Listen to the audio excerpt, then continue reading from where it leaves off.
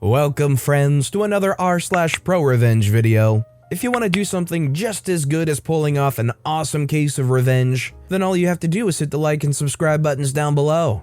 That said, our first story of the day is by Demolition Lady. Don't mess with a dairy farmer. So this didn't happen to me, but the guy is a legend in my mom's hometown, and it happened when she was young, so around the 80s. My mom is from a really rural area, one store, one lake, and a lot of farms. It's also honestly one of the most beautiful places in the world, I think. Lots of great places to hike and go swimming and so forth. About half an hour away, there's a town. It's the 5th biggest town in my country, but it's not really big. A population at almost 80,000 now, so less people than when this story took place. This one farmer there was a simple guy. He loved his cows and fishing, and that was it. He had a farm right next to the entry to one of the most popular hiking trails. There was parking spaces for hikers about half a kilometer away, so sometimes people would try to park on his fields or just somewhere on his property. He would wait for them to come back, tell them not to park there again, and that would mostly be the end of it. Until this big shot lawyer for a nearby town showed up. Let's call him D-Bag. D-Bag drove his gigantic sports car and parked right by the entrance to the hike trail. It was also right in the middle of the road leading up to the farmer's house. A regular car could maybe get past the sports car, but not the farmer's tractor. Because of D-Bag's car, farmer couldn't go fishing that day. Farmer waited for D-Bag and told him he couldn't park there. D-Bag said that farmer couldn't do anything about it and he could park wherever I want. And he did. For the next year, D-Bag would park in the farmer's driveway several times each week. Police wasn't really an option there, so the farmer was sort of stuck. Until poop delivery. As mentioned before, farmer was a dairy farmer, and he had about 70 cows. And cows? Poop. A lot. What do you do with the poop? Well, in my country, you can sell it so other farmers can use it as manure. Farmer got a big order from a guy a little closer to the town where D-Bag lived. Farmer decided it was time to do some shopping and catch up with some friends in the city, so he took his tractor, his trailer, and his big order of cow feces to the city. He found D-Bag's house, a downside to being a successful, well-known lawyer, and parked in D-Bag's driveway. The smell was so bad and spread so far that it was in the newspaper the next day. It's a small city and not a lot of stuff happening there. The farmer let his tractor and cow feces stand in D-Bag's driveway one whole afternoon. When the farmer returned, D-Bag was royally pissed, and the farmer just told him, "You park in my driveway, I park in yours." And according to farmer himself, D-Bag just stood there staring at him while farmer started up his tractor, lost a big dump of feces on the driveway, tractor shake a lot, oops, and drove away. D-Bag never parked in farmer's driveway again. D-Bag did try to take farmer to court, but it was promptly dismissed. It's difficult to take someone to court in my country.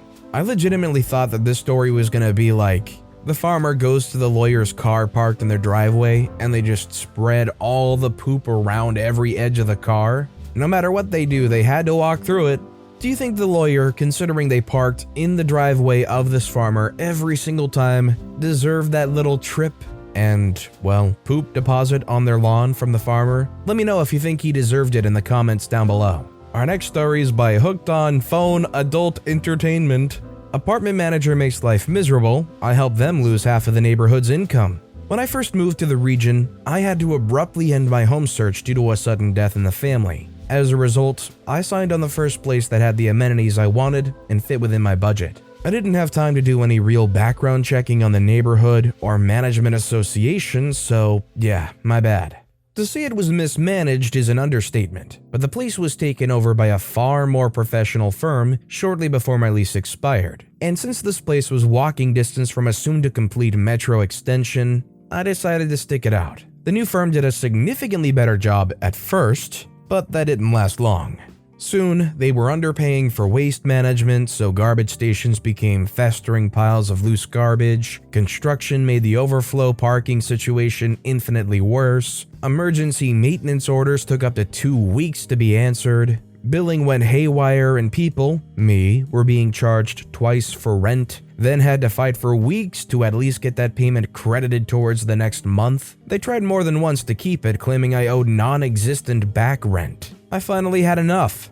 So this neighborhood had insufficient street parking, and due to construction associated with metro expansion, residents were no longer allowed to park on the main street. The neighborhood had always told people to park in an unsaved gravel lot, even included it on the map for new tenant orientation. Thing is though, they didn't own that lot, the city did. As a result, the neighborhood took zero responsibility for security, maintenance, and upkeep of that lot, and it started being used to dump construction garbage and hide stolen cars. My breaking point came when there was a gunfight in the lot and a stray bullet went through my neighbor's window. Neighborhood charged him to replace the window, by the way. Figured I'd kill a few birds with one stone, so to speak. I reported the illegal dumping to code enforcement, the criminal activity to the state and local police, and the illegal land use to the city/county that owned the property. For a week, nothing happened.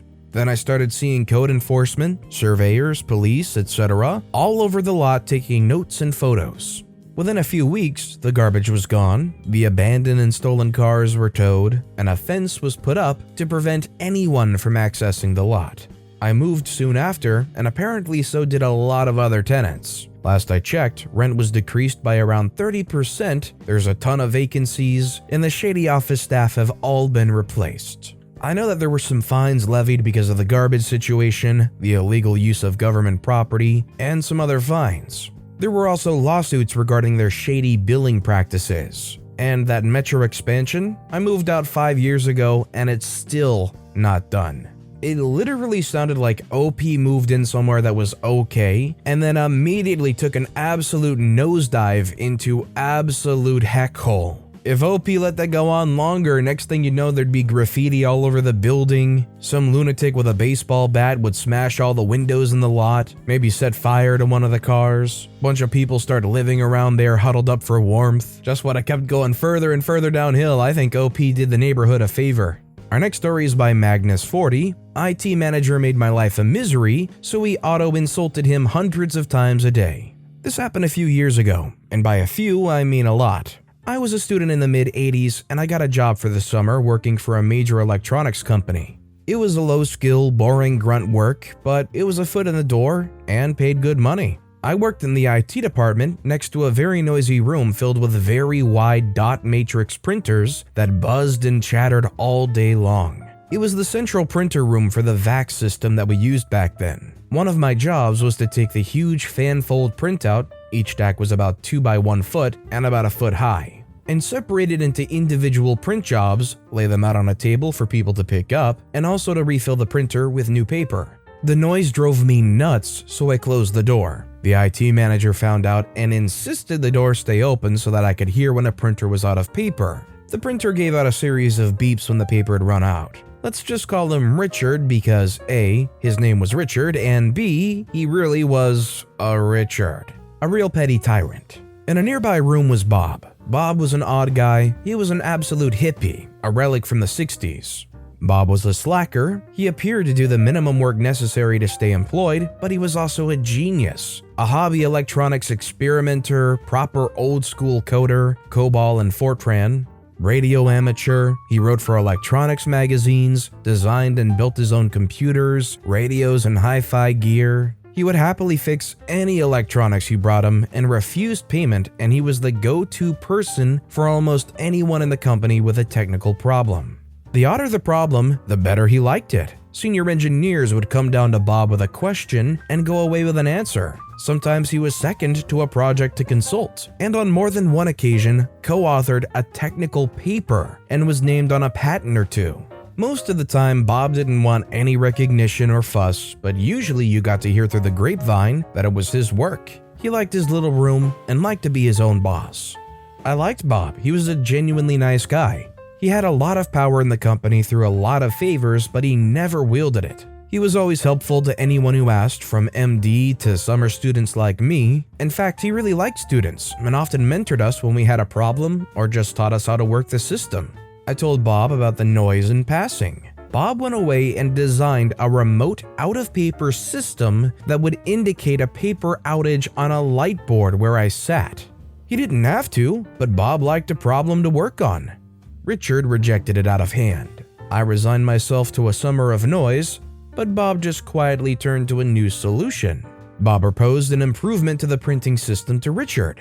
The print header was a line of hash symbols, the print job name, the username of the person who printed it, and another line of hash symbols. Sometimes you could pick up on the hash symbols, sometimes not. It was hit or miss. Bob had experimented with a mix of text and ASCII block characters and came up with a distinctive song that the printers could make by printing apparent gibberish. Based on his amateur radio experience, he theorized that even someone untutored in Morse can recognize a Morse code phrase very quickly, and the ear picks up on the phrase even when not actively listening, so someone could pick up on a distinctive tune or rhythm. He ran a test and it worked. Richard could see the benefits, and so authorized Bob to code it into the standard print footer. In production, I could hear the end of every print job as the printer changed its random screeching buzz to the distinctive sounds, and I pulled them off the printer as they finished, instead of the finished paper stack, speeding up the print job process and reducing the wait time for those waiting on the job. Richard was nominated for an Innovation Award, about a 200 pence bonus, and accepted without acknowledging Bob. Bob didn't care, and neither did I. After my ear had tuned in, Bob gave me a Morse alphabet and just smiled at me. He had coded symbols for 2 lines at the end of the print that sounded like FUK-DIK in Morse code. It didn't reduce the noise, but it made it bearable that every print job was an insult.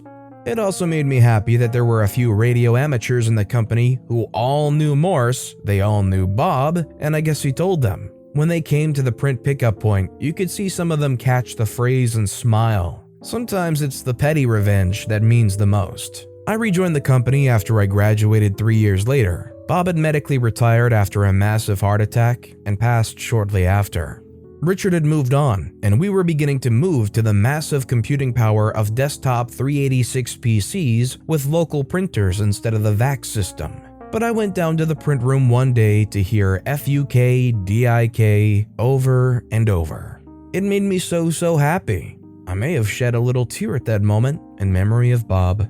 Who knew that the letters FUK-DIK would actually make me emotional? It's such a weird combination of a hilarious word and also such a bittersweet story. Just by reading the story, you can tell that Bob was one of those absolute legends. Somebody sharp, knowledgeable, and just not afraid of teaching people, wanting to help people grow their skills and learn more, or just make things easier for them. That's the kind of people I really admire. This next story is by W. Nightshade. Beware the stranger to whom you tell a racist joke. My father and I was about 16, walked down the hill near his house to get dinner at the local Chinese restaurant. Another white guy came in while we were waiting for our food, and in an effort to make friendly small talk with my father, he started telling a long, drawn-out, and very racist joke. I watched my father slowly become more and more quietly furious, the comedian failing spectacularly at reading his audience. Our food arrived just as the casual racist got to the punchline. My father picked up our order, looked this guy right in the eye, and said firmly, "My wife is black." He went white as a sheet, his jaw hit his chest, and we marched out of the place to go eat dinner while he spluttered. My father's a hero. I'm sorry, but who goes up to any random stranger and starts telling a racist joke? I mean, understandably, it takes a racist to make the joke, but what I'm saying is, I feel like even if you were that kind of person, you would have enough common sense to not say a kind of joke like that to some random stranger. Is that how racists make friends? They just keep trying until somebody's like, "Oh, that's funny." And our final story of the day is by nsmith0723. Guy was a cocky jerk, so I had him promoted.